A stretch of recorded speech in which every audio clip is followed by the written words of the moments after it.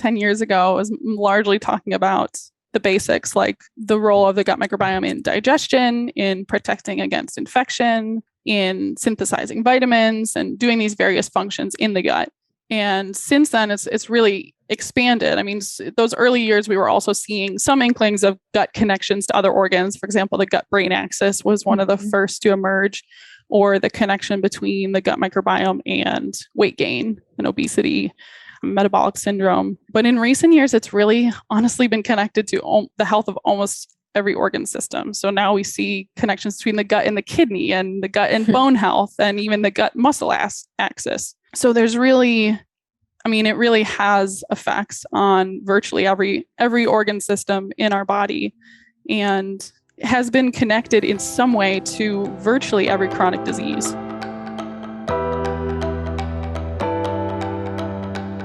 Hello, and welcome to Pursuing Health. I'm Dr. Julie Fouché, family physician and former CrossFit Games athlete. Here, I bring you information and inspiration to help bridge the gap between fitness and medicine and support your journey toward your healthiest self. In this episode, I share a conversation with Dr. Lucy Malling, who's a microbiome researcher, educator, and the most passionate scholar I've met of integrative, evidence-based gut health. A little more about Lucy. She received her bachelor's in biology from Kalamazoo College and her PhD in nutritional sciences from the University of Illinois.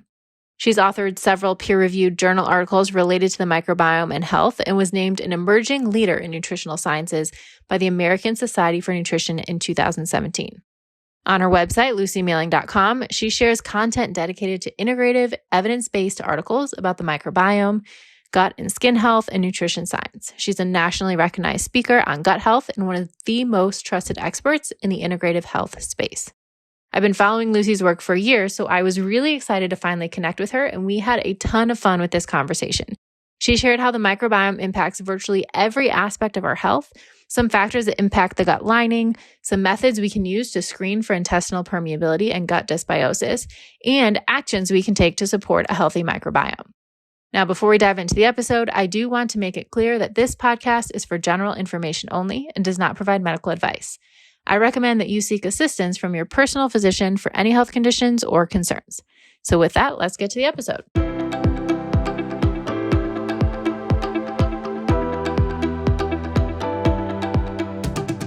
Welcome to Pursuing Health. I'm excited to be here with Dr. Lucy Malling. And I thought I would just start by asking you a little bit about your history growing up. Well, did you grow up in Michigan? I saw that you studied biology at Kalamazoo College, which is not too far from where I grew up. So I'm curious about your background. Yeah. Oh, cool. Okay. Yeah. I grew up in Southeast Michigan. So like Detroit metro area. Bloomfield Hills. Where at? Bloomfield Hills. Okay. Well, West Bloomfield. I went to Birmingham Groves High School. So, okay. We competed against you in gymnastics. Oh, really? I was there. Yeah. I grew up in Northville. Okay. Yeah. So very cool. Yeah. So I grew up there. Then I went to the west side of the state for undergrad, where I studied biology.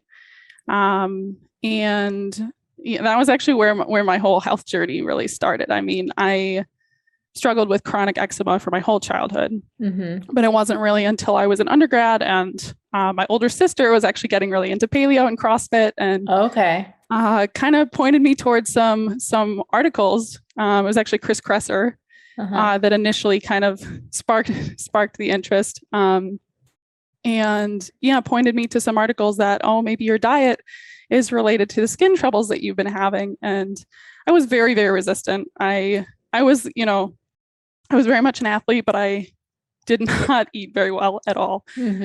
Mostly refined carbs pretty much all day long. So been there. So it was definitely a transition. Yeah. But that was kind of my my entry point was like early undergrad, and then just kind of snowballed from there. When I finally took her advice and like started like first like gluten-free, and then like started just like making little changes from there, I did start seeing a lot of improvements, not just in my skin, but also like my recovery from workouts, and just my overall energy. Felt like this brain fog that I'd had my whole life had lifted, and it was just really amazing. And so that's how things started. Yeah. Amazing how when you take that root cause approach, the symptoms that you're trying to affect can often get better, but then often you have these pleasant side effects also, like you said, your performance or your cognitive function. For people listening, can you just describe what, I know eczema is a common problem, what it was like growing up with it, and then what are some of the common treatments that you tried like through childhood or before you got to college? Yeah, so eczema is basically an inflammatory skin condition. It definitely has allergic components. It's not technically considered an autoimmune disease, although it has a lot of similar components, and some people wonder whether it is in fact autoimmune. So it's basically this really itchy, scaly red rash. It's really no fun. When I was younger, I would say I had it pretty patchy. So it was like the insides of my elbows, the backs of my knees were often the areas that I got it when I was younger, and pretty much was told, hopefully you'll grow out of it, but there's not really much we can do other than here's a steroid cream to use. Not too frequently, or that'll cause issues, but yeah, I mean really just given steroid creams and told that was the best that the dermatologist could do for me. So and I saw plenty of specialists like allergists and things like that, and I did have some food allergies that I knew about, but a lot of other food sensitivities that I didn't find out until much later. So interesting. And I think it's such a great example of sort of the downside of the approach of the current healthcare system of, I have this symptom of a skin rash and we know it's somehow modulated by the immune system, but instead of trying to understand what the root cause is, which could be different for every person, it's let's give a medication that's going to sort of dampen that immune response. And then that can have side effects down the road too, like you said, if you use it too often. Right. Yeah. And to my mom's credit, like she really did try to do elimination diets with me, but it was always like, oh, let's remove tomatoes for a week.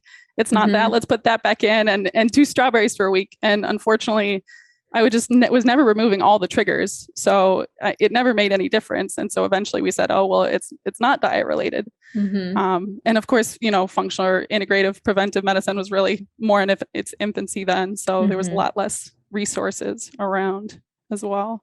Absolutely. So when you started learning about this and you started, reading what Chris Kresser was putting out or learning about paleo, what was the approach that you took? And then how did you eventually find what worked for you? Yeah. So I would say initially it was just like really diving into kind of overall paleo diet and lifestyle principles, which was something I'd never come across before. Like I'd been a multi-sport athlete my whole life. So I'd always been really active, but had always skimped on sleep because of course I was busy dead, right? In high school and trying to, it's just, I probably got 6 hours of sleep through high school every night. And my diet was absolute garbage. And so it was really just kind of like overhauling, especially focusing on the diet piece, but also bringing in some of those other lifestyle components as well. And it was really his articles on the gut-skin axis that really intrigued me. Particularly just realizing that there is this connection between our digestion and like our skin, which honestly, like now that I know it, right? Like it's just so obvious that of course, our skin is made up of what we eat. So obviously that's going to have an effect, but that was really what was kind of initially eye-opening for me was the gut-skin axis. And then when I started to see a lot of benefits from changing my diet and started doing deeper dive on gut health and how I could really support my gut to influence my skin, and I started to see more benefits, that was when I really got interested in the gut microbiome and the research around that, and decided that was probably what I wanted to do for my career. So yeah, that's kind of the track I took with that. So cool. And so cool when such a personal experience then grows this passion for you to actually make it your career. So what I know you then eventually went on to an MD PhD program and have finished your PhD, decided not to go the MD route. Can you talk a little bit about, how you decided to pursue research and then, what your research looked like in that graduate program? Yeah. So I got involved with research pretty early in undergrad. Initially at Kalamazoo College, there wasn't a whole lot of research going on because it was a smaller school. But I was doing some research involved in the molecular interactions in Alzheimer's disease, and then also had a summer internship working on some neuroscience research. So I already had kind of this basis of enjoying my research experiences. And then as I was starting to get really interested in this potential connection between the gut microbiome and health, I decided that I had to do a senior thesis for my biology degree, and I decided that I wanted to do it studying the gut microbiome. So I reached out to a professor at the University of Chicago, Dr. Catherine Nagler, and worked in her lab for a summer where they study the effects of the gut microbiome on food allergies in animal models. And that was just really, really exciting to be a part of that, and really sparked my interest even further in the gut microbiome and wanting to do research there. So shortly thereafter, I started to apply to dual degree programs. And at this point, I was really like thinking, I'd really been inspired by Chris Kresser's work. And I thought, oh, maybe I can do something like that, basically be able to work with patients and help people, approach their health through this root cause approach. So that was kind of what I was thinking. And I would just wanted, basically to figure out what was the sustainable path to get there. Right.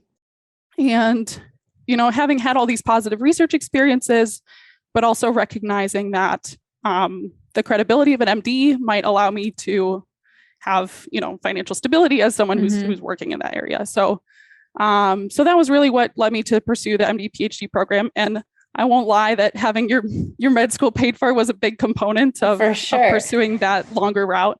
But just kind of through a series of events, the med school was going through some changes at the University of Illinois, which is where I was admitted to the program. And so they said, basically, you're going to do, instead of kind of doing it split, as a lot of people do. So most people who do an MD PhD program, they do 2 years of med school, their whole PhD, and then the last 2 years of med school. But because of some of the changes that were going on, they said, okay, we're just going to have you do your whole PhD first, and then we'll figure out what's going to go, where you're going to go for med school, basically, which campus. So interesting. Yeah. And so it was really just coincidence that I started out with a PhD. And honestly, I think there were a lot of benefits of doing it that way, because I've still had a lot of interaction with the dual degree program, and a lot of folks who were in a different track that had, kind of had to split their time or kind of their psyche between both parts. So, so I did the whole PhD. And during that time, I started writing for Chris Kresser, was the first thing. And then really just fell in love with science writing during that time, and being able to kind of synthesize different things from the literature and realize that I could make that into something that could really, really help people just by putting information out there, even without directly working with people. Which, by the way, is a really hard thing to do, and you do a really good job of it. So I'm glad that you've taken this route, because even if you are sitting in front of like one patient at a time and helping them get to the root cause, I think that using your skill set to synthesize the research and be able to get that information out to so many more, people, patients, clinicians, I think that you're probably having a much larger impact that way, at least from my perspective. I appreciate that. I do. And so I really, in a way that I never thought I would, fell in love with science writing. Because like all through high school, like I would say English was like my least favorite subject. I really liked writing when I was younger, but somehow along the way, I just like, I don't know, the essays and things just really took the fun out of it. I fell back in love in science writing. And then just things started to come up in my PhD research, where I was reading things in the literature that didn't really make sense to me. Like no one had really looked at all of the literature in an area and like tried to piece together these kind of contradictory parts. And it was kind of topics that were just a little bit too advanced for the typical audience of Chris Kresser. And so I decided to start my own blog on the side, just kind of for my own, wanting to piece together some of these things. And I didn't really think much would come of it, but in the last 2 years of my PhD, it just really took off, which was amazing and so rewarding. Because like you said, the ability to impact a lot of people and to hear about that impact from some of the writing I've done is just really, really rewarding. And so by the time I was done with my PhD, I was already kind of like not looking forward to going to med school. I'll be honest. Like it's a long road that you've already been through. It's a long road. Yeah. And also it was a thing that I always knew was like, this is something that I'm going to have to get through. Not really necessarily something I was looking forward to, because I could already see some of the flaws in the conventional system having, really come through my own health with this functional approach and being like, knowing that it was going to be really difficult to navigate, conventional medical school, knowing a lot of those discrepancies. And so my husband and I, we took a gap year to travel a bit. And about 3 months into the gap year, I realized I'm not going to med school for the right reasons. And I love scientific writing. I already have a decent enough audience. I'm already consulting with people and really making an impact. I don't think I need the MD to be able to continue to do what I want to do. And maybe I could just spend the next 4 to 7, plus years that I would have spent in med school and residency, just doing this, more self-directed learning and scientific synthesis, and learn things that are, a lot of which will overlap with what I might have learned in med school, but will be potentially more directly applicable to the audience that I'd already started to build. So, such a cool story, and so cool how taking that gap year helped you make that realization. I think it's such a common theme for people I've talked to who really like redirect and are able to really focus in on what's most important to them. Because I think so many times, like there was so much momentum for you. You were already in the program, like the MD, it's like, well, and I could have this other degree. Maybe it would be more, like you said, financially secure or something like that. But when you take the time away, and I experienced this myself last year, like when you finally take the time away and step back and realize, okay, what do I actually really want? Regardless of what the world around me expects of me.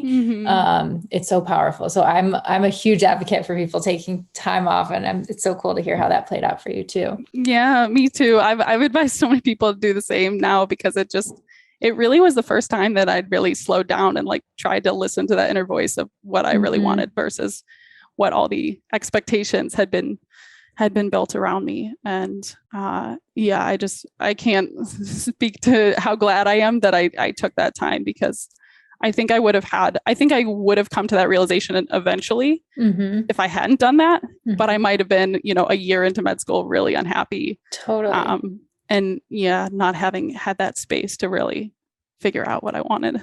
Totally. So cool. Well, we're glad that you made that decision, and I'm glad that you're here, because as I was saying before we started recording, I don't think we've done a really dedicated episode on gut health or the microbiome here on the podcast. And so you're the perfect person to ask all kinds of questions. So I'm excited to do a little like gut health 101 here for our audience. So sounds great.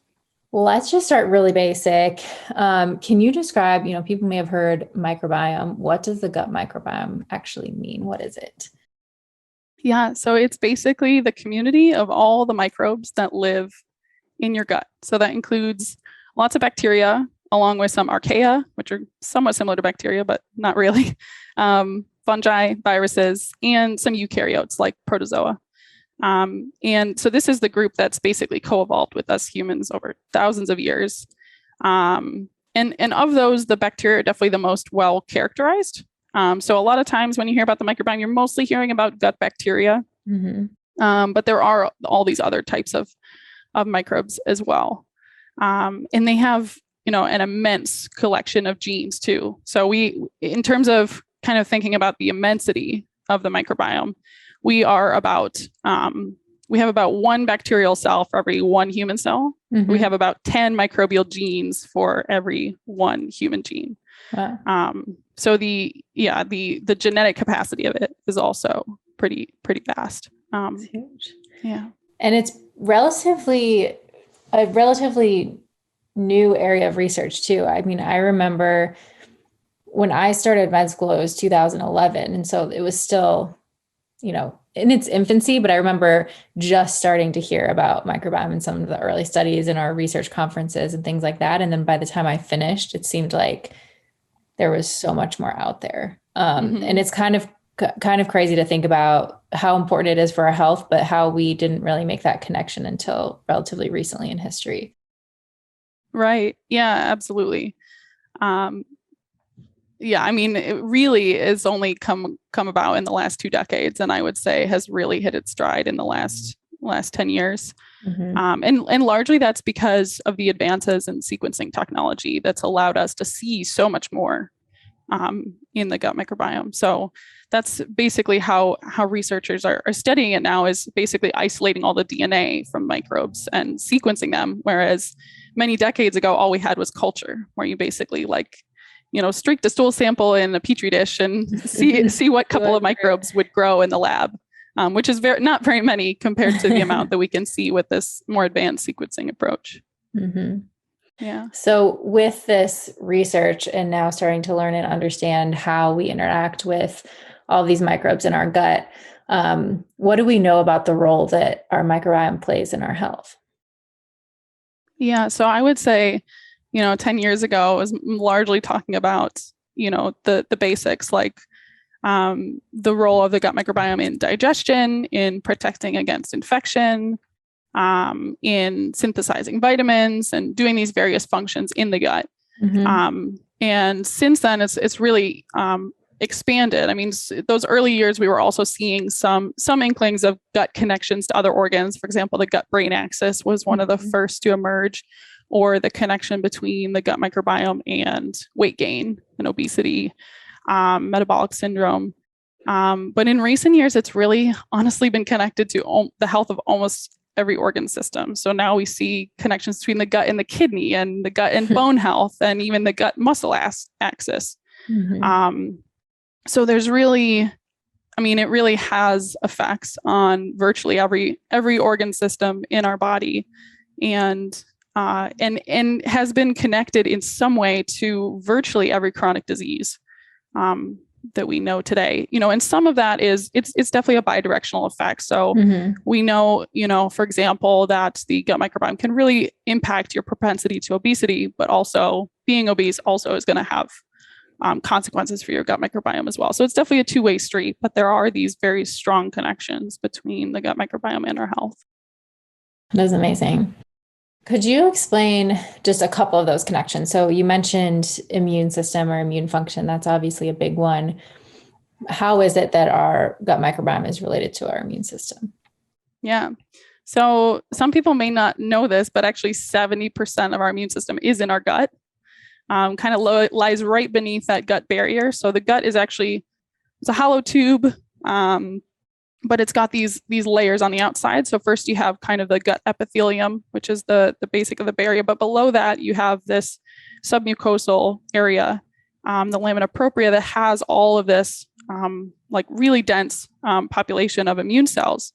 And part of that is because it's really important for anything that we're eating is essentially, potentially has pathogens, potentially has toxins, things that our immune system needs to protect us against. So we're constantly, inputting things into the system that need to be kind of sorted out by the immune system. We need to know what is okay for us to absorb and to take in, and what needs to basically stay in our gut or even be eliminated. So that's why there's such a dense population there at that mucosal surface. And so, yeah, if you think about the fact that your gut microbes are having contact with 70% of your immune system on a daily basis, how could it not affect immunity? And we also know that there can be interactions in the gut between the gut and immune cells. And then those same immune cells can then traffic to other areas of the body if they're called to do so. So there's definitely systemic immune functions that are affected by the microbiome as well. Absolutely. And I want to get in a little bit, I'm going to ask more questions about that and how that can relate to certain disease states. But I'd also love for you to outline just what the gut-brain axis looks like and why what we eat has such a big impact on our mood or our brain function. Yeah. So this is one that is super fascinating to me. I had a little bit of background in neuroscience in undergrad. So the gut-brain axis has always been something that's really fascinating with me. And there's a number of different connections there. So first, there's the immune system, because we know that the immune system has effects on the brain. A lot of neurotransmitters are also produced in the gut. A good amount of your serotonin and dopamine in your body is actually produced in your gut. And so these neurotransmitters can, some of them can traffic through the blood or neuroactive metabolites. Others can basically signal to the gut nervous system. So the gut actually has its own nervous system, which is connected to our central nervous system, our brain, by the vagus nerve. And so the vagus nerve is the largest nerve in the body. And a lot of people have probably heard of it in the context of stress management or meditation or things like that can help to kind of increase vagal tone or kind of activate the kind of rest and digest portion of the nervous system. But yeah, this gut-brain axis, there's so many different connections where, these different metabolites can traffic through the blood to affect the brain. The immune system can impact the brain. Different hormones produced, in the gut can affect the brain, and also the vagus nerve. And of course, there's also lots of activity going the other direction as well. As I mentioned, things like stress can really affect the gut, and even our mood can potentially affect the gut in that direction as well. So just a lot of really fascinating connections, and we've also seen a lot of in a lot of more mechanistic studies where they'll take, for example, the gut microbiome of humans who have major depressive disorder and transplant that into germ-free mice, which are basically mice that have never seen a microbiome in their lives. And so we can transplant a microbiome into them and see what phenotype, what effects does it actually have on their overall health.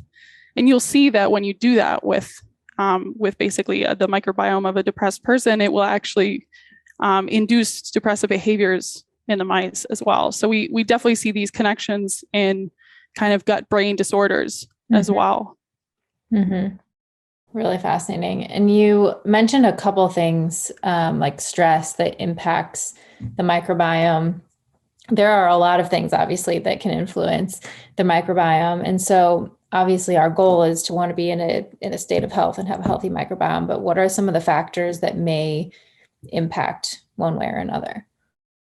Yeah. So I would say, kind of going back to those like diet and lifestyle factors, all of those things that affect our overall health are also really having an impact on the microbiome. So diet is a huge one. Diet can actually shift the microbiome in less than 48 hours. So it's really, really powerful. Exercise is another one. That's actually the one I spent the bulk of my PhD research studying, was the impact of exercise on the gut microbiome. Sleep is huge, as is circadian rhythms. We've seen that disruption of those really tends to impact the microbiota negatively. And I would say those are probably the big ones. Obviously, exposure to, on the negative side, exposure to medications or antibiotics are going to disrupt the microbiome. Processed foods, more, exposure to environmental pollution or those kind of things are all going to have a negative impact on the microbiome. And then there's also a number of things like early in life that set the microbiome in place, because we basically acquire the microbiome from our mom when we pass through the birth canal. And so if you don't have that vaginal delivery, you aren't exposed to the same microbes. So we see that things like cesarean section can also kind of alter the microbiome that kind of initially colonizes, and that can have some subsequent impacts on health. Similarly, things like formula feeding as opposed to breastfeeding, early antibiotic use is particularly negatively impactful, and various things like that can certainly shape it early in life too. Yeah, some questions about the early in life factors. I know that obviously there's so much, I think, women and mode of birth can be a really difficult topic, and especially, a lot of factors that are outside of our control of what mode of birth we end up having. So say a woman has a C-section and they're really concerned about, the microbiome of their child. Is there anything that they can do, or anything that the research has shown that can influence the microbiome in a positive way for infants? Yeah, it's a great question. And actually, there's a pilot study that came out recently that showed that if the mom has to have a C-section, you can basically do a mom to baby FMT.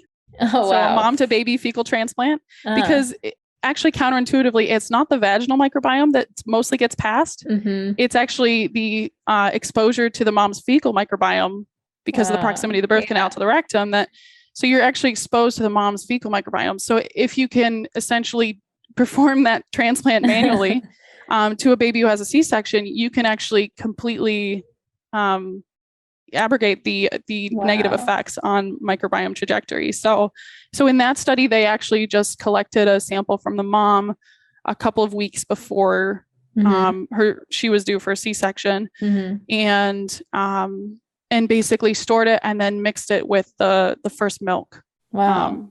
That's a pretty easy intervention to do.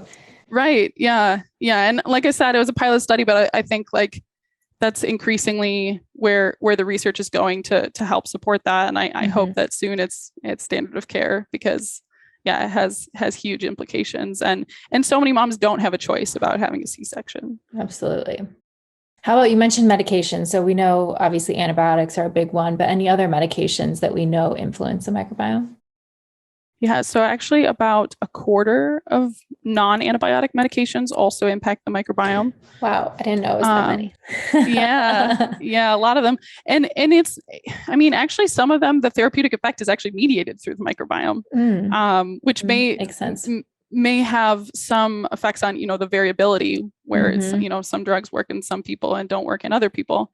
So certainly, some of the big ones, metformin definitely has a big impact on the microbiome, and its effects are actually mediated through changes in the microbiome.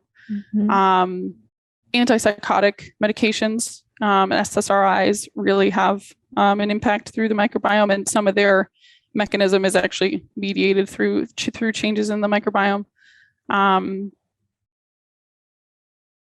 I'm not sure I can remember the others off the top of my head, but those are kind of the two big ones. Totally. I always think of like NSAIDs.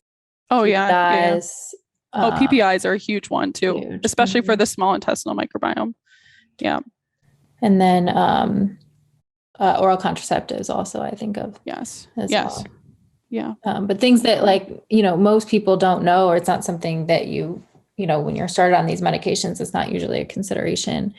So it's interesting to be aware of and think about that. Definitely.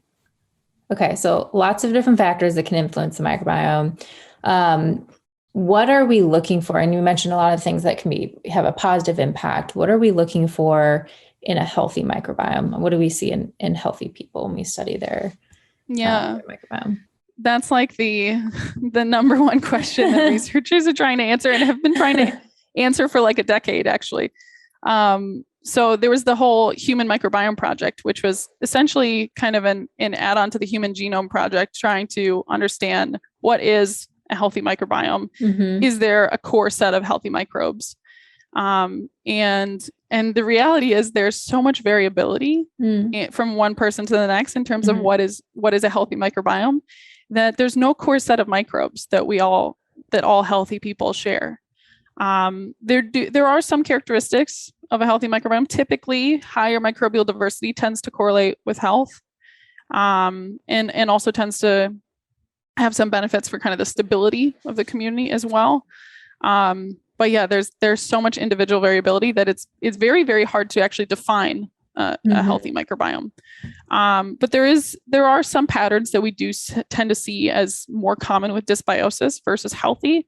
And one of those is kind of an expansion of a particular group of microbes called proteobacteria, which really thrive in the presence of oxygen, which really isn't supposed to be in the colon, the large intestine, in any appreciable amount, and this group tends to expand during dysbiosis, that we see this flourishing of proteobacteria, and we see a decline in some of the more beneficial species that produce metabolites like butyrate, which is basically this small molecule that helps to feed the gut epithelial cells and keeps the gut barrier happy. So there are some of these patterns that we do see, but it is very tricky to say, what is a healthy microbiome, other than what I like to say is a healthy microbiome is probably the microbiome you have when you're healthy. When you're healthy, right? It's probably easier to study it that way. But interesting to know. Okay, there's at least a couple of things that are common when we are out of balance.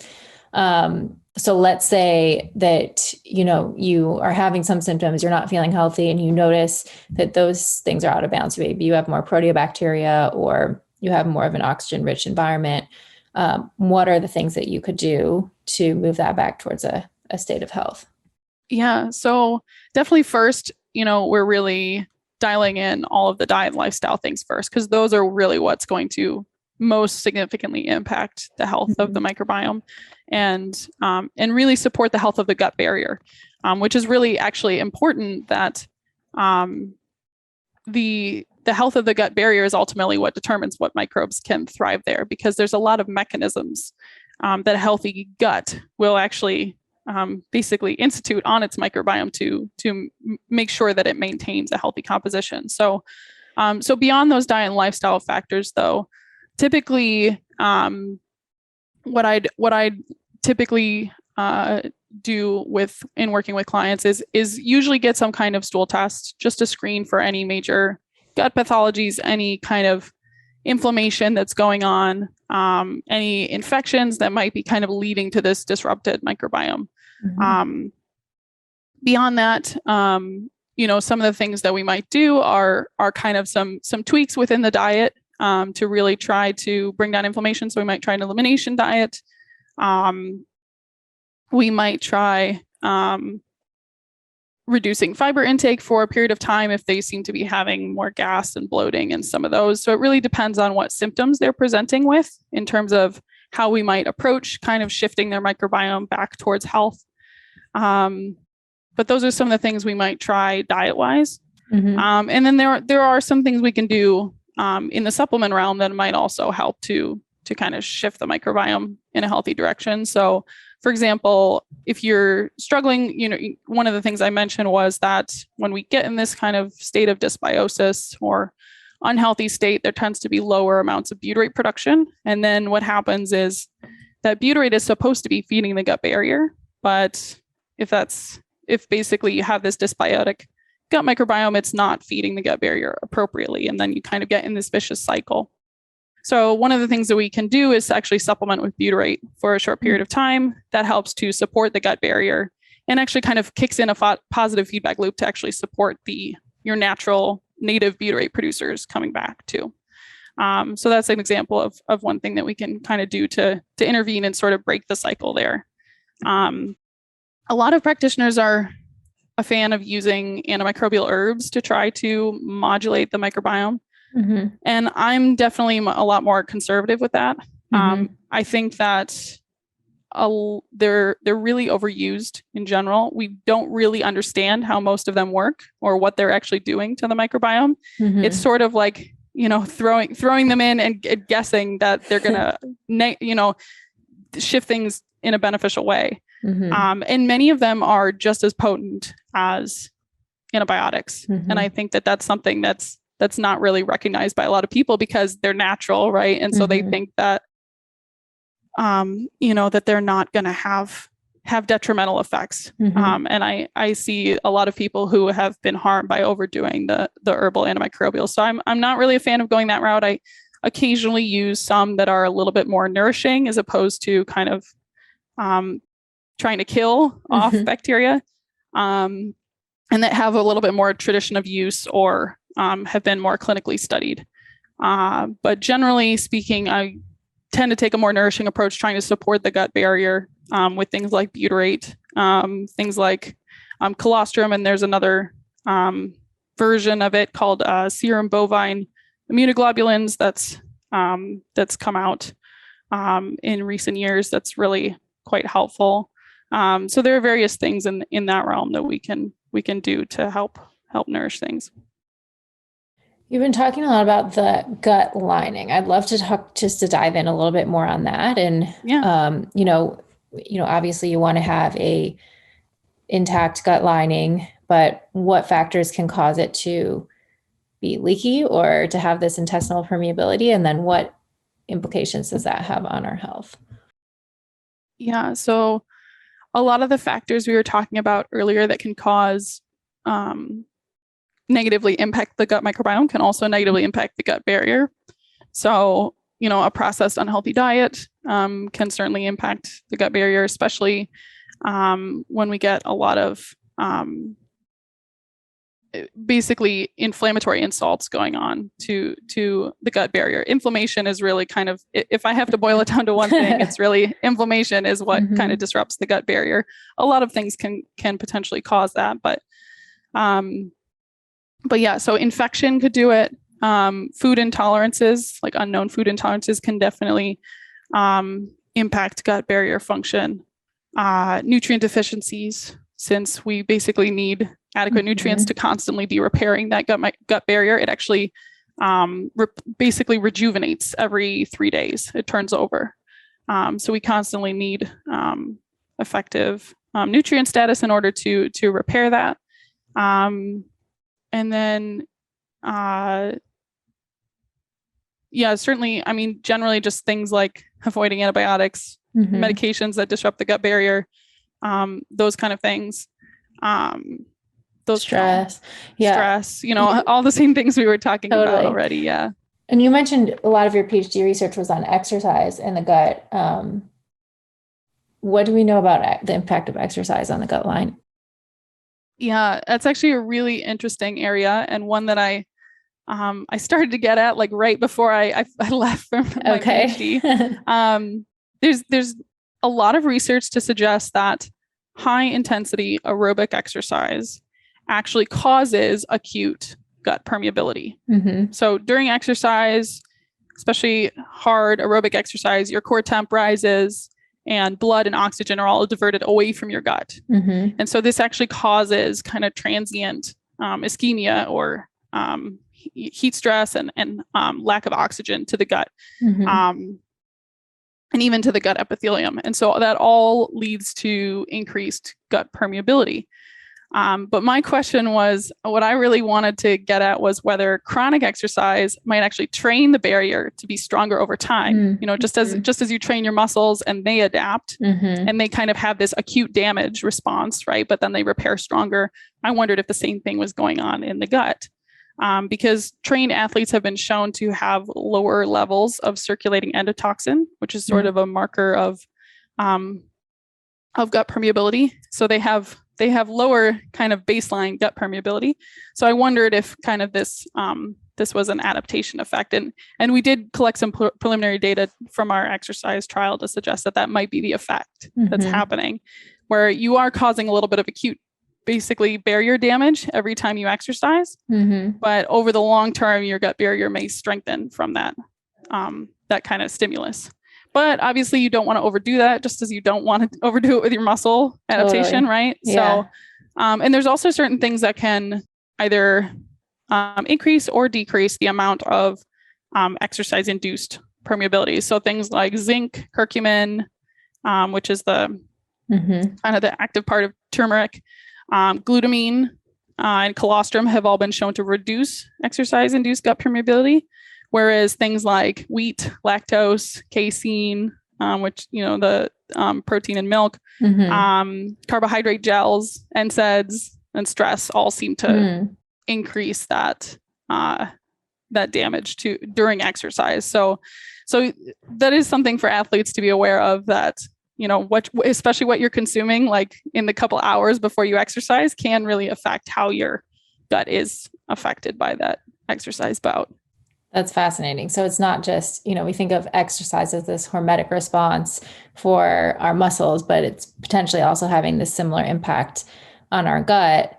And what a great illustration of the foods that we're eating, like you said, where maybe that was you before you made all these changes, where it's a lot of gluten and dairy, and maybe people are taking NSAIDs because they're overtraining or having aches or pains, and how that could potentially push it over the edge from being a positive stimulus to actually being a negative.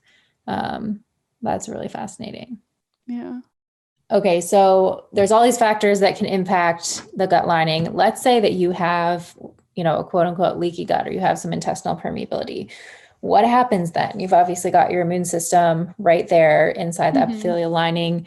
How can that then manifest in symptoms or different disease states? Yeah. So your immune system is right there, and it does somewhat help to mitigate the effects of the gut being permeable. But if it's overwhelmed, we definitely can see systemic effects. So some of those, some larger proteins might leak into systemic circulation.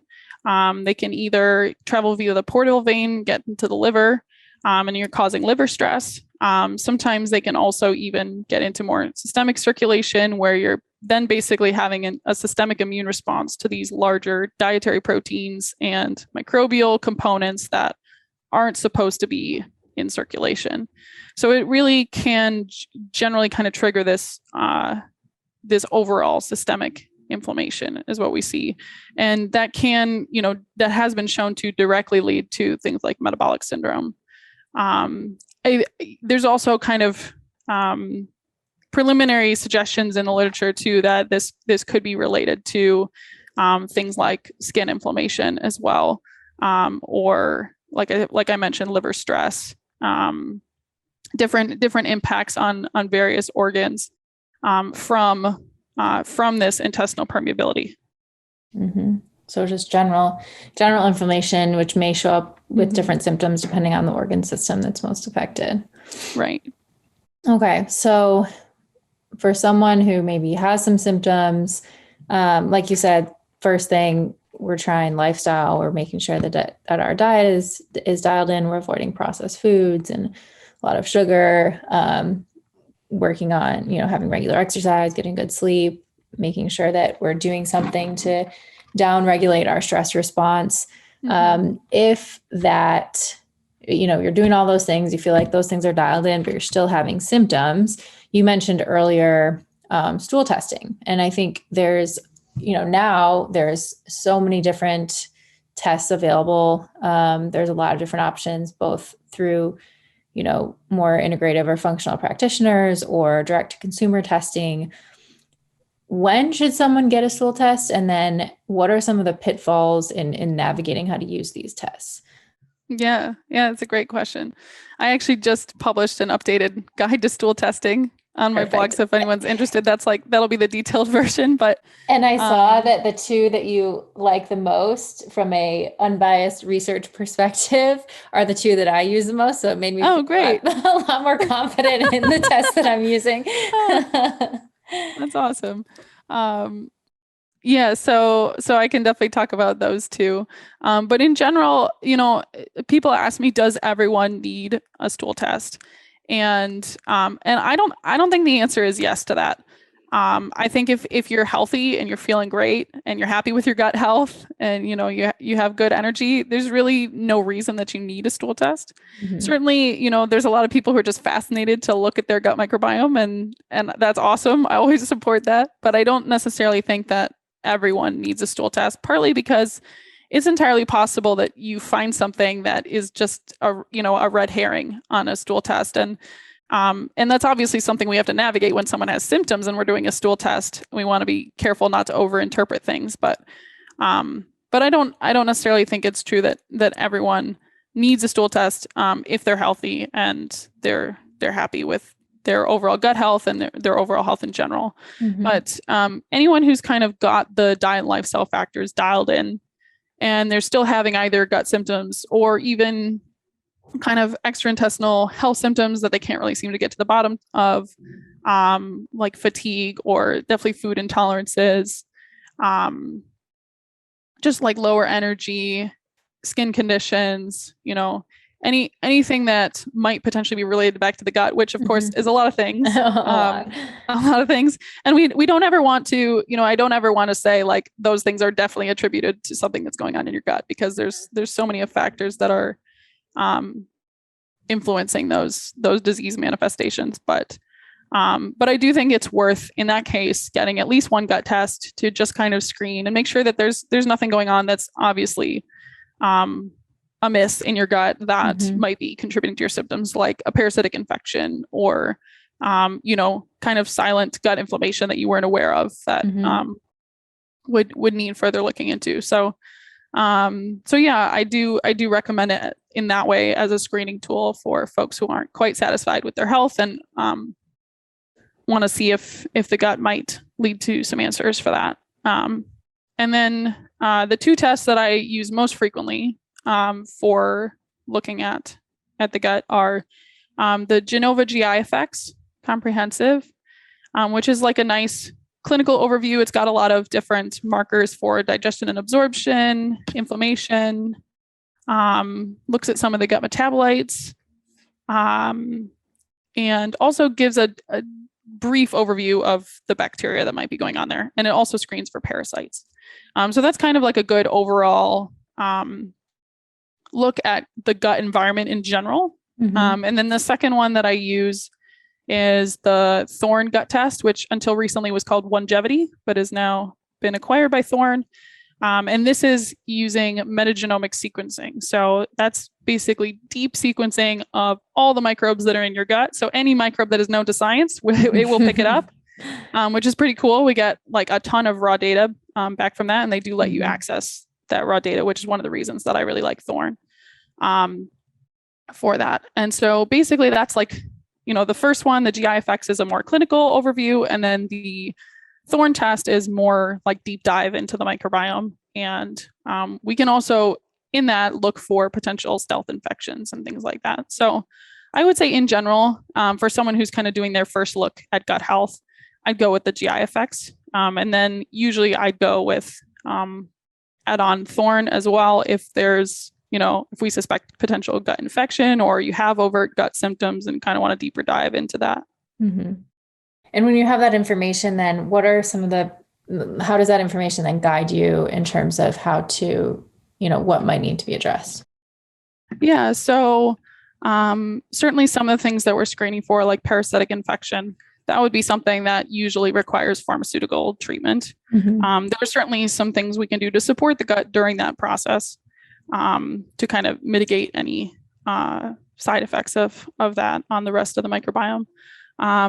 But other things that might come up on a stool test are basically different patterns of dysbiosis. So I mentioned one, that high proteobacteria is something that can come up and is something that can direct recommendations.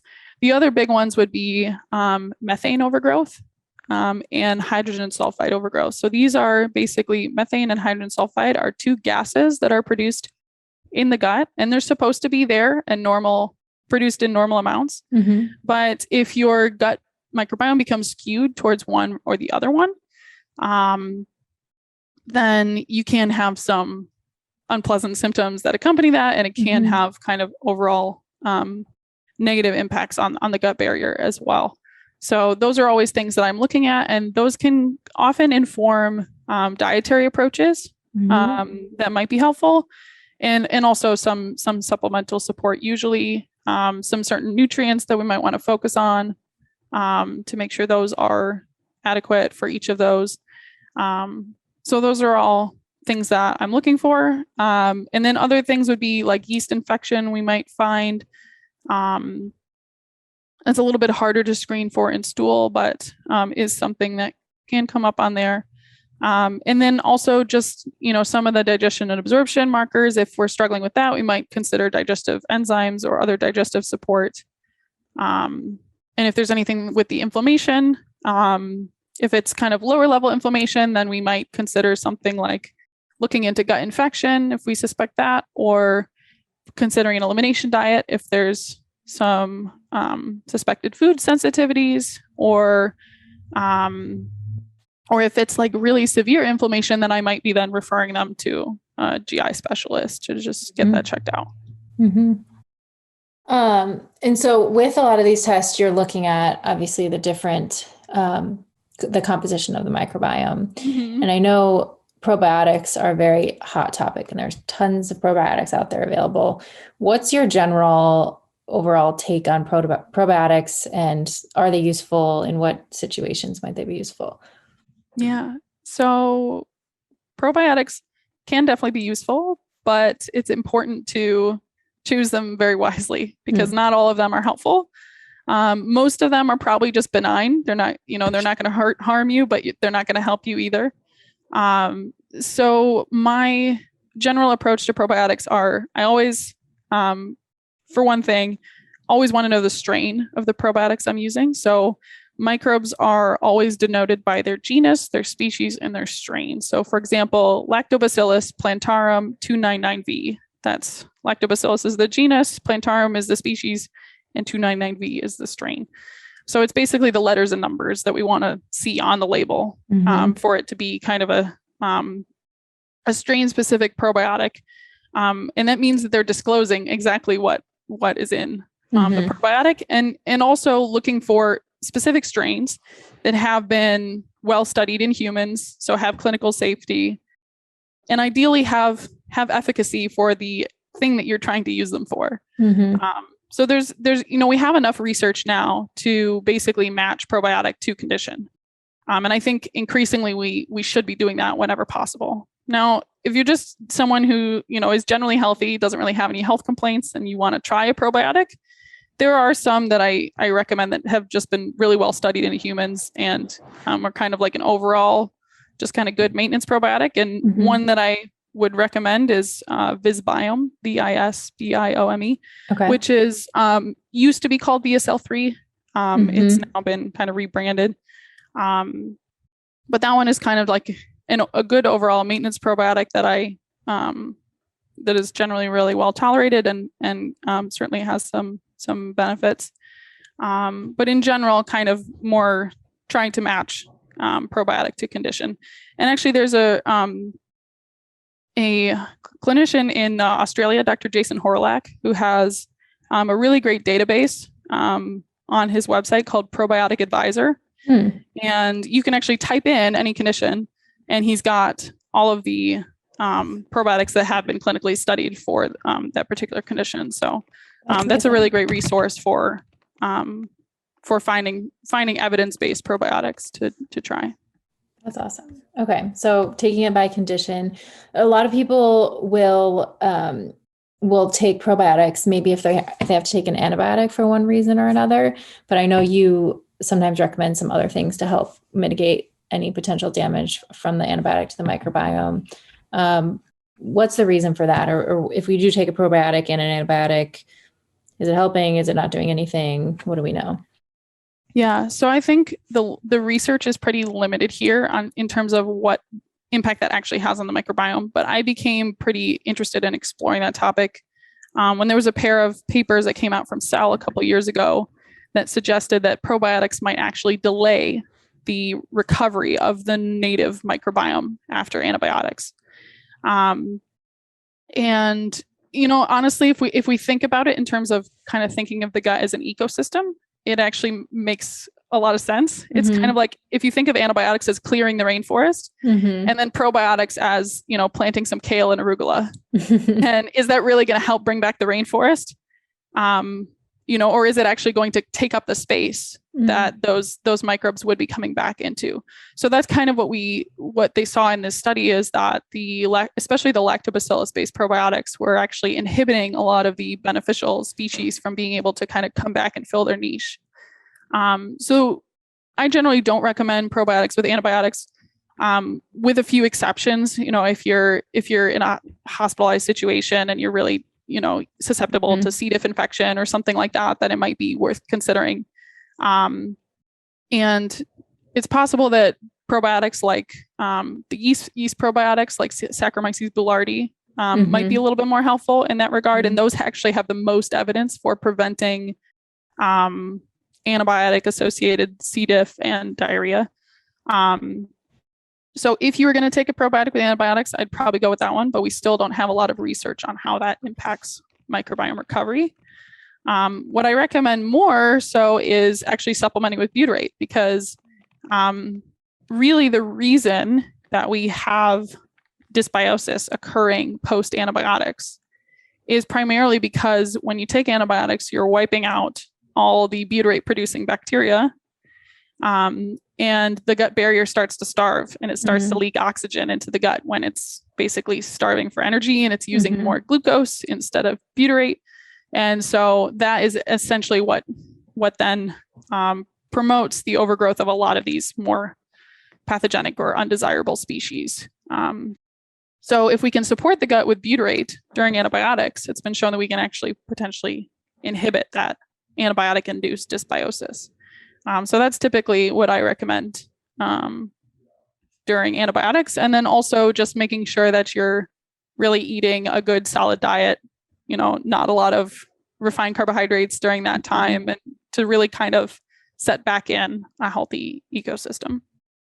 That's great to know. And I just learned that from reading your stuff. So I'm excited to implement that with my patients now. Very cool. Well, we have covered a lot of ground. I feel like we could go for a while. There's so much to talk about here, but before I get to the 3 questions that I ask everyone at the end, I'd love to just hear about what you're most excited about in this field. Like, what things are you, curious about that you think we're going to be learning over the next 5 to 10 years? And, what are you most excited about here? Yeah, that's always a hard question to answer. Because there's so many things. Right now, I'm getting really interested in tryptophan in the gut. So tryptophan metabolites are like this whole other section of gut metabolites and have implications for the gut-brain axis and things like that. So I'm really interested in that. My husband and I are also expecting in April, so I'm really excited to dive into thank you. I'm really excited to dive into the infant microbiome a lot more.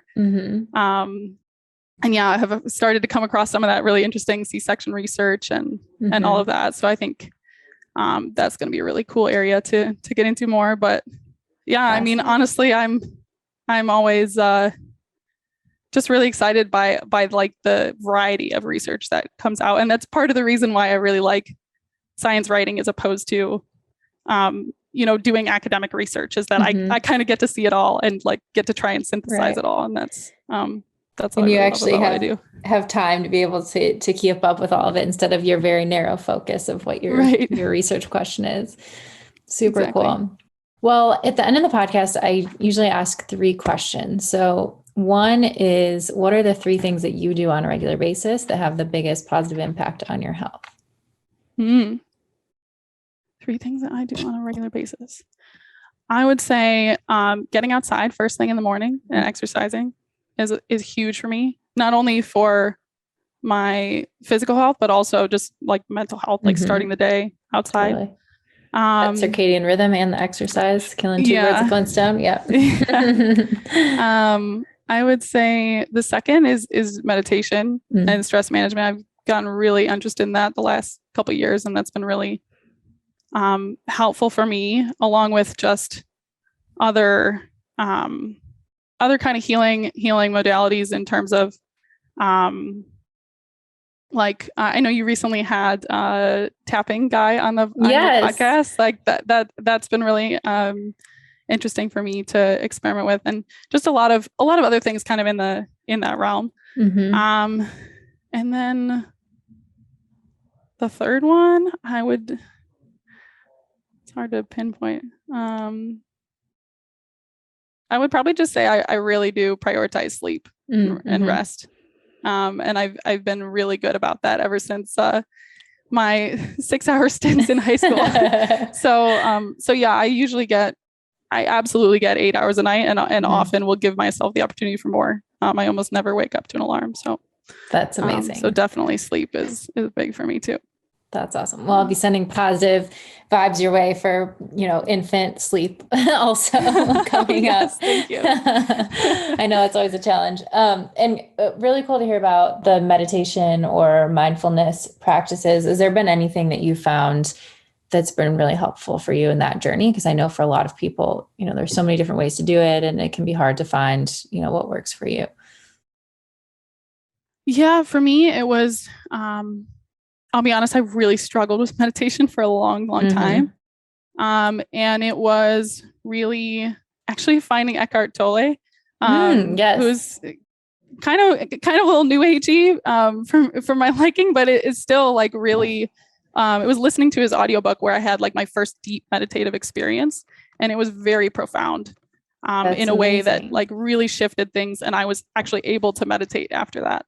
That's amazing. So I started listening to The Power of Now. Is that the one? Or is it? Yeah. I started listening, but I think I only got a couple chapters in, but maybe I need to go back and finish it now that you said that. Yeah. And I really like the audiobook. And even anytime that I'm feeling like I can't sit down and just like purely meditate, I'll just put that on for 20 minutes. And that often really is helpful. So yeah, I would say that was big. I've also used Sam Harris's meditation app, Waking Up, a little bit. And I like that.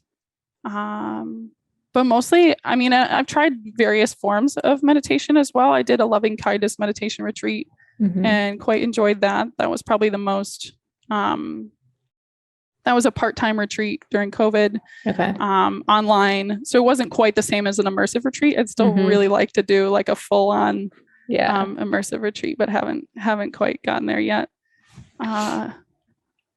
Just a lot of different little things. But honestly, my favorite is just like open monitoring meditation.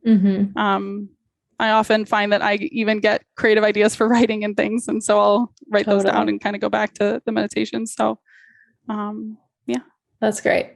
What's one thing that you think would have a big impact on your health, but you have a hard time implementing it, or something you're working on? I would say the biggest thing that I have trouble with is that I love baking. And I really, and I've always been like, ever since I was little, because I ate nothing but refined carbohydrates for like the first 20 years of my life, I still have a tendency to like really like sweets, and especially, and even like emotionally eat. Like it's definitely I have to be careful that I don't get triggered to eat sweets. And interestingly, when I'm prior to pregnancy, I was often very low carb, which actually helped me a lot. I didn't really have a lot of those cravings, but I find that if I'm introducing more carbs into my diet, then I tend to, it tends to be easier to I'm the same way. kind of go that route. So I'd say that's probably the one thing that I struggle with the most. And I would say it's pretty infrequent, but I definitely, I would say that's the one thing that comes to mind. That's great. Yeah. A friend told me a new recipe for these muffins last week that have like blueberries and walnuts and dark chocolate chips. And I definitely went overboard on those. So they were all gluten-free and, didn't have sugar, but still like you can go overboard on just about anything. Yeah. All right. Last question is, what does a healthy life look like to you?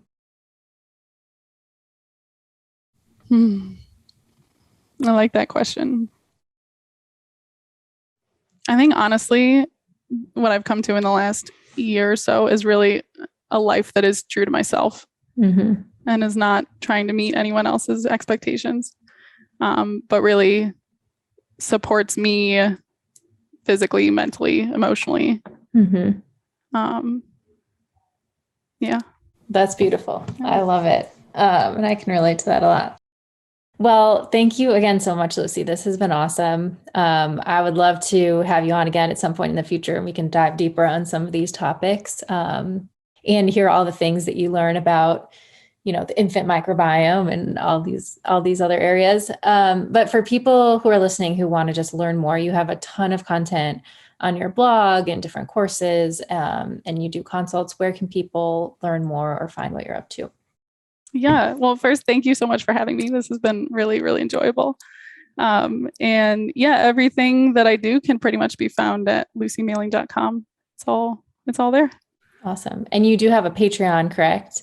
I do have a Patreon. She has a Patreon. Well. You can find that through my main website too. Yeah. Yes. So if you love what she's putting out there, go ahead and support her so she can keep doing it and keep sharing all this great information and translating the science for the rest of the world to understand. We appreciate all the work that you're doing. So thank you, Lucy. Thank you. Thanks so much for having me.